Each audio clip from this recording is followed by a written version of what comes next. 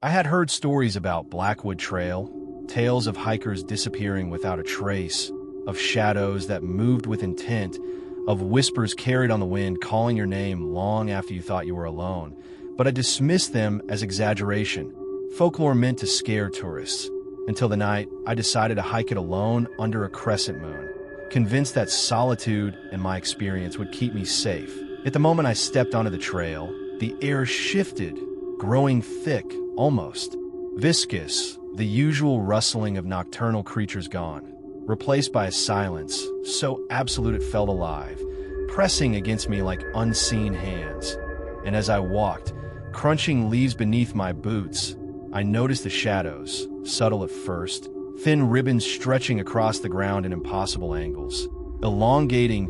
bending toward me without cause. And then I heard it, faint, almost imperceptible, a whisper in the dark, a sound that could have been the wind, yet it clearly spoke my name, calling. Softly but insistently, and my heart leaped into my throat,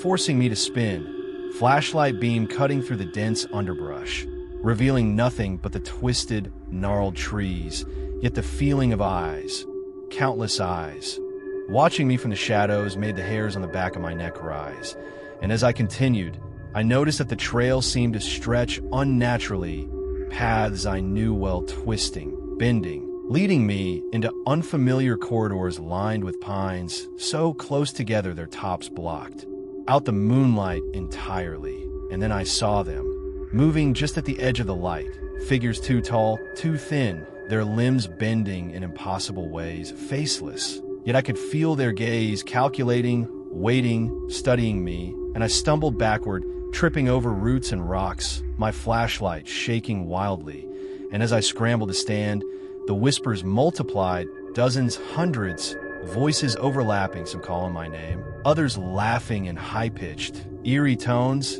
echoing unnaturally, some seeming to come from behind me. Yet when I looked, there was nothing, only more darkness, and then came a low, guttural rumble, vibrating the soil beneath my boots, resonating in my chest, a sound that was neither animal nor human, yet felt alive, intelligent, and I ran, crashing through the underbrush, branches slapping my face, roots snagging my boots, the figures gliding silently after me, never breaking stride, never making a sound other than the echoing whispers and laughter. And when I reached a clearing, I realized with horror that it was littered with the remains of past hikers, backpacks torn and shredded, boots split and rotting, jackets shredded, some with names embroidered inside, others blank, but all marked by time, weather, and something else, some force that had claimed them. And among them, the tallest figure appeared, gliding forward effortlessly, limbs stretching in unnatural angles, face blank, yet somehow reading me. And I felt the coldest touch on my shoulder, icy fingers brushing my skin. And in my mind, I heard clearly, "You are ours now. You belong here." I bolted, my breath ragged, tearing across the trail that seemed to twist and bend beneath my feet, the forest alive, walls closing in, the whispers forming phrases I could almost understand, layered, cacophonous, filled with warning and malice. And then the ground shifted, almost swallowing me, as if the earth itself was attempting to claim me, and I scrambled up a slope of loose gravel, rocks sliding beneath my hands, branches tearing at my clothes, and the figures multiplied, dozens perhaps, hundreds emerging from the mist and shadows, limbs elongating, faces blurred, bending, stretching, reaching toward me, and my mind screamed with terror as the forest pulse became almost audible, a heartbeat in sync with the figures, a rhythm that seemed to mock me, to say I was too late, too far gone to escape. Yet I ran blindly, desperate, crashing into a rocky overhang, tripping into a cavern I had never seen before, massive, cathedral-like, the ceiling lost in darkness, walls carved with symbols, crude human shapes running, fleeing enormous, faceless beings, some twisted, some malformed, all telling the stories of those who had vanished before me. And I realized in a cold, sickening clarity that the carvings were warnings, records, histories of the lost, each figure representing a life claimed by Blackwood Trail, and as I tried to scramble out, the tallest figure advanced, moving silently, effortlessly, pulsing with a sickly yellow light, and every instinct screamed at me to run, but the ground itself became hostile, rising and twisting beneath me, roots and rocks forming obstacles that weren't there before, bending to trap me. And then I felt it, the skeletal touch, cold, clammy, impossibly thin, brushing my arm again, and its voice echoed in my mind, "You will never leave." Panic, terror, adrenaline, all collided as I crawled through narrow cracks in the cavern, squeezing, slipping, my flashlight flickering, illuminating glimpses of faceless watchers, hundreds of them, stretching, gliding, reaching, and the whispers became deafening, screaming my name, overlapping in a way that assaulted every sense, every thought, every rational consideration. And finally, after what felt like hours, I stumbled into daylight near the edge of the mountain, gasping, bleeding from scrapes, clothes torn, the trail seemingly calm again, sun filtering through fog and trees, as if nothing had happened. Yet I knew it was a lie, because the presence of Blackwood had followed me, marked me, planted the seed of fear that would never leave. And even now, every shadow, every rustle of wind, every dark corner of the forest seems alive with their watching, whispering, and I know in my bones that one day the mountain will call. The figures will come, and I will not be able to resist, just another lost soul in their endless collection. I had always thought mountains were safe, majestic, places to escape the chaos of life, but Hollow Peak Mountain proved me wrong. And from the moment I stepped onto the trail, the air felt different, thicker, heavier, carrying a scent I couldn't name,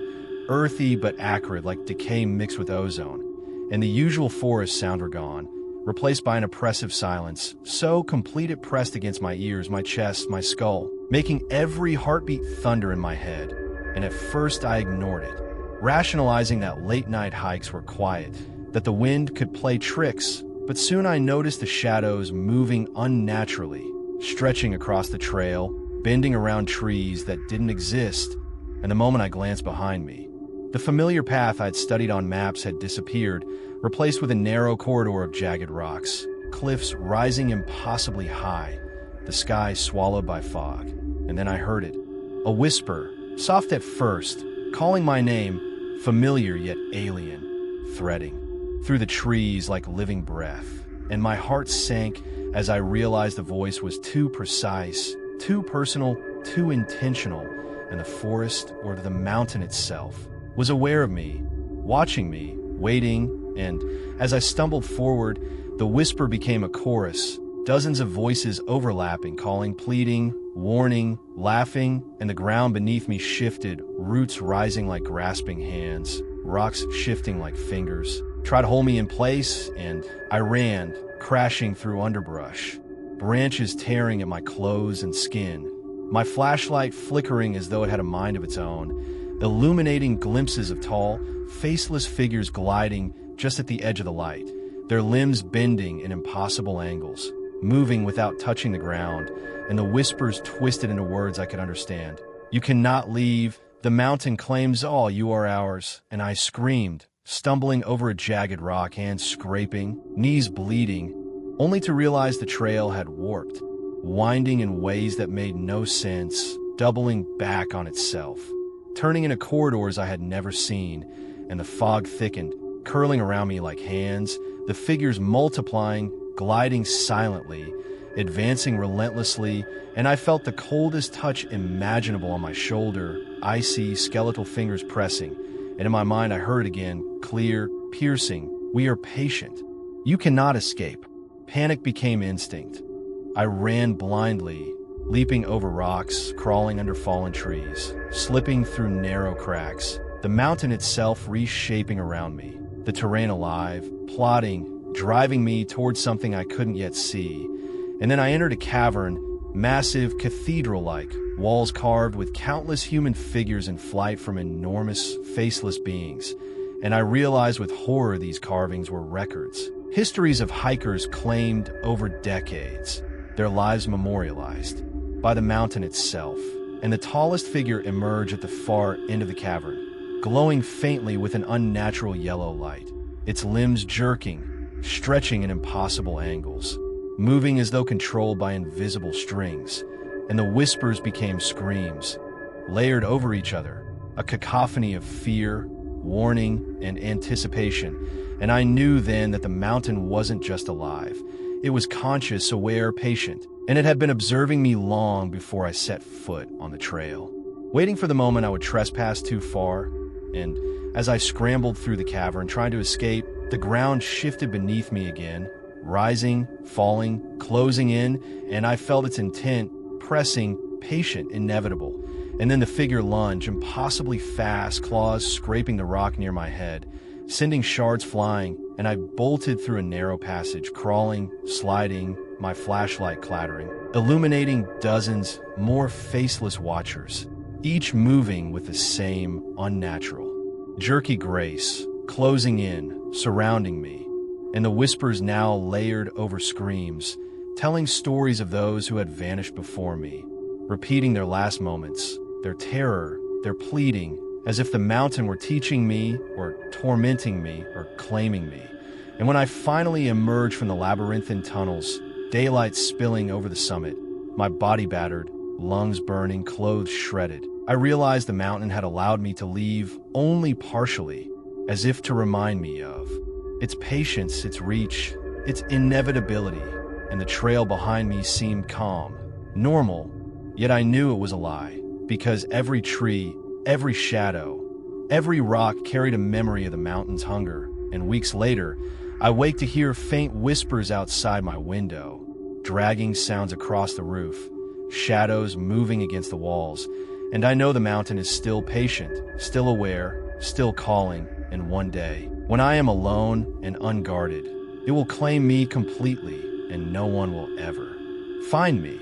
leaving only whispers in the wind for the next hiker foolish enough to wander into its domain. They say the forest never forgets those who wander too far, that it watches, whispers, and waits for the lonely traveler. Tonight, I'm going to tell you 3 terrifying, true hiking stories that will make you question every rustle in the dark,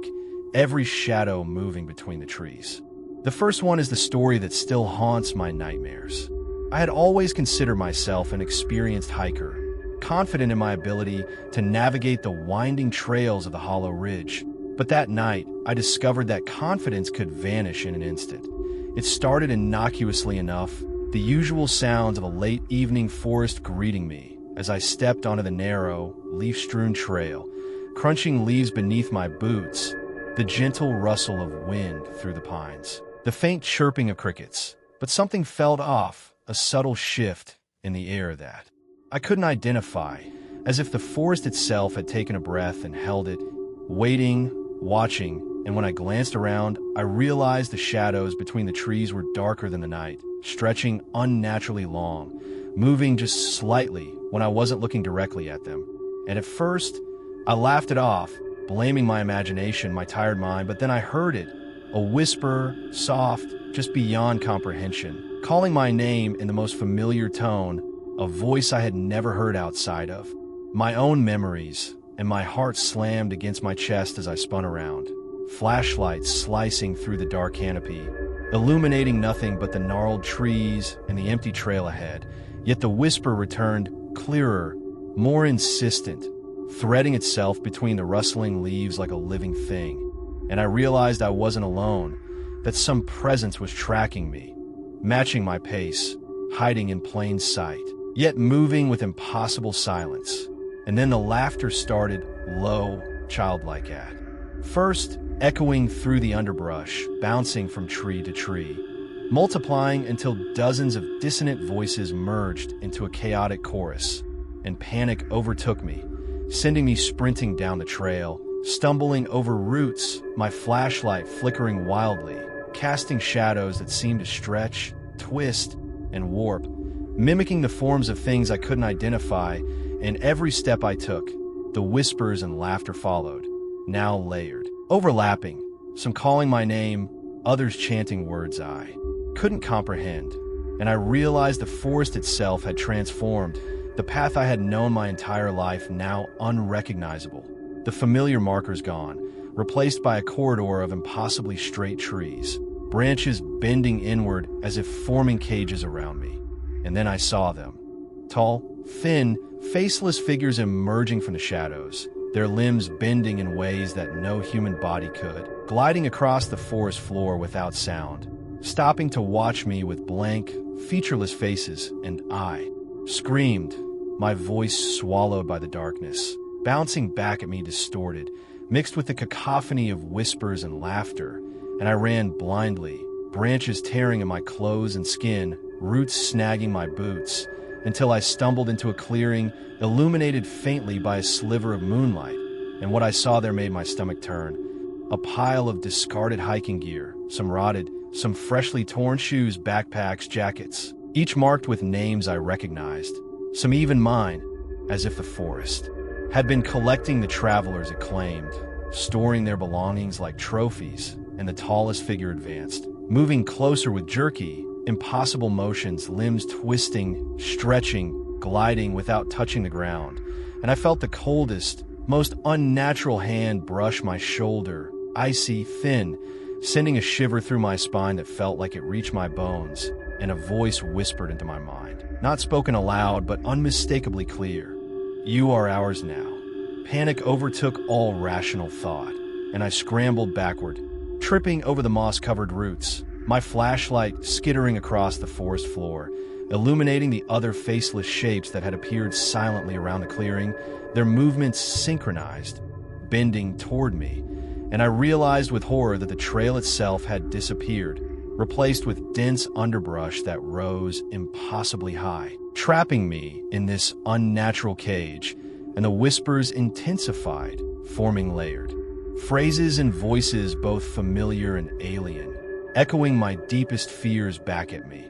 as if the forest itself was reading my thoughts, mocking me. And then the tallest figure leaned closer, faceless head almost touching mine, and I heard it clearly in my mind. You belong here. You cannot leave. The air grew heavier, every breath a struggle, the shadows closing in, stretching, reaching for me, and I felt the forest pulse beneath my feet, alive, hungry, patient, waiting for me to succumb, until everything went black. And the next thing I knew, I was on the trail near the entrance, dawn breaking, the forest calm as if nothing had ever happened, but my clothes were torn, my hands and arms scratched, and I knew, with a fear that settled deep in my chest, that the hollow